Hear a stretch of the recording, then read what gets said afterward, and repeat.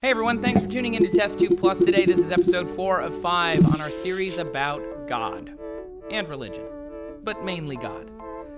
I hope you enjoyed the series so far. If you haven't seen it, make sure you subscribe and go back and watch all of those episodes. But by now, we've talked a lot about where God came from, where scientists believe in God, and where they decide they don't believe in God, and even where the concept of God came from. But now we're going to ask a question.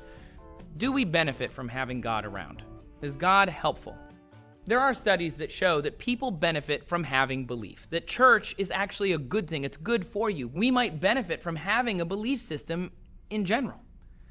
People who reported going to church at least 3 times a month had blood pressure that was on average 1 to 2 points lower than those who didn't go to church.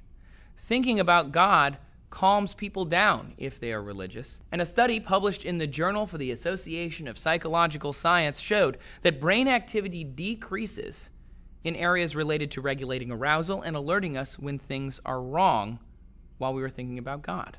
Religious parents are found to have better behaved and more social children. A study found that churchgoers live 2.1 to 3.7 years longer than non-churchgoers, and another study even touted an extra 7 years of life expectancy for the faithful.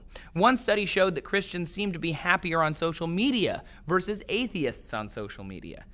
But believing in God clearly has some positive effects. So if you believe in multiple gods, does that mean you get more benefit? You multiplying your benefits because there are more gods around? That's not really been studied in the same way, but a cool 2007 LA Times article by Mary Lefkowitz made a really great observation. In a monotheistic religion, God is always good, provides judgment, and is just. Believers take the blame for things that go wrong. But polytheistic religions, different gods, do battle amongst themselves. Some create evil in the world, some are good. Believers of polytheistic religions might be less stressed when bad things happen because they can shift the justification off of themselves. Oh, that's just this evil god doing this thing, you know? There are polytheists of, like, the Norse religion who have the god Loki, the god of mischief, and it would make sense to be like, oh, this bad thing happened. You know what? That must be Loki. He's being crazy. And then a good thing happened. Oh, that must be this God that does good stuff. It's a way to spread the blame around. But again, not scientific study, just a cool observation. I think the real question here that we're trying to get to in this whole series is almost in one packet right here. Are atheists happier than theists, or vice versa? A study showed that was in the UK most significantly, that spiritual people were nearly 3 times more likely to experience an episode of depression than secular people. Let me say that again just to make sure. Spiritual people were nearly 3 times more likely to experience an episode of depression than secular people. But again, religion can certainly help people be happier, but other people can also help you be happier. Other things help you do the same thing. A peaceful, cooperative society, even in the absence of religion, has the same effect as a religious society. Most of the time when we study religion, what we're actually studying is social structure. We're studying this community of people who have something to share. When I was young, I went to church from time to time. I was exposed to religion, but I wasn't told that I must be part of that.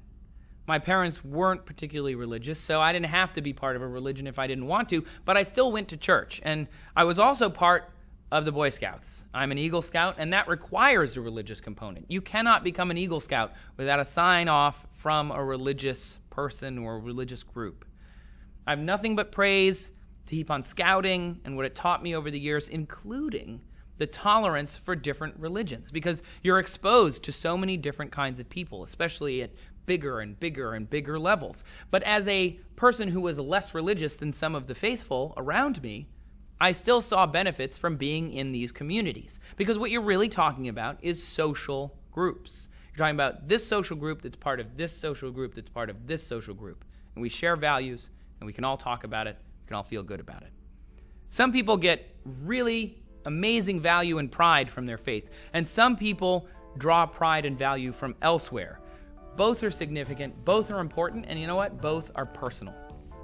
I know this is a super crazy subject, but Please tell us what you think down in the comments and let me know how you feel about this. Make sure you subscribe for more Test Tube Plus as well so that we can keep talking about it tomorrow and the next day and the next day, and check out earlier episodes from this week about God and religion. It's a big one. I hope you like it. We'll see you tomorrow.